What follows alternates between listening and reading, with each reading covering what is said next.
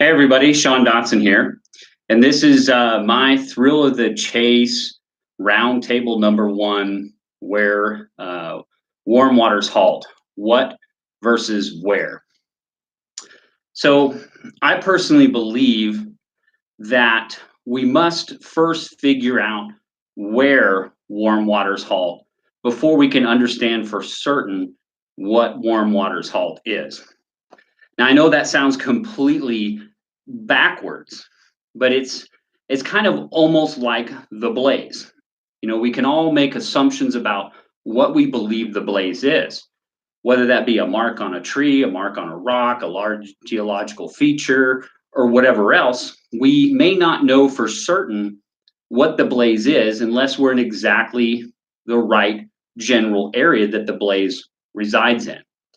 So it's a lot of people, if most searchers get an idea about what they believe warm waters halt is, whether that be like a hot spring or where two warm, either named or warm rivers meet together. And then what they do is they then go out there and they peruse maps, or they physically go out to all these locations throughout the Rocky Mountains and then trying to look for the remainder of the clues, based on that assumption of what they believe warm waters halt is. But doesn't that process seem completely counterintuitive to what Forrest Fenn tells us? Forrest Fenn has always said we must first figure out where warm waters halt is. We must find the correct starting point. If we don't have that figured out, or we don't have that nailed down, we might as well stay home and play canasta.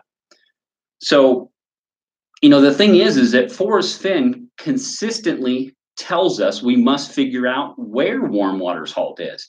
Never have I ever read or heard or seen Forrest Fenn say that we must first figure out what warm waters halt is. So so what if all of us searchers have it completely backwards? What if we are really supposed to know where warm waters halt is before we can even understand what it is? And let me give you an example. And I've talked a lot about, the two questions by, Steve R. and Phil Bayman, where both of them asked very similar questions back in 2014. And both of them centered around, if we told somebody to meet us where warm waters halt and somewhere in the mountains north of Santa Fe, could we figure out that starting point? And Forrest Fenn basically said no to both those questions. One, he told Phil Bayman he was oversimplifying the clues. And he told Steve R. that if you were missing some ingredients, would you still, be able to bake a cake? So it's like that there's more information.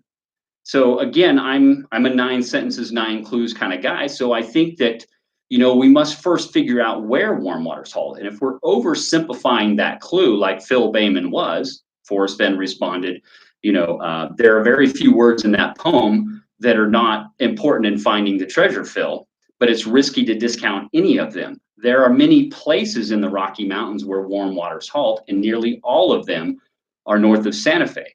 Look at the big picture, there are no shortcuts. So what is that bigger picture? Is that bigger picture all of the information that's within the poem?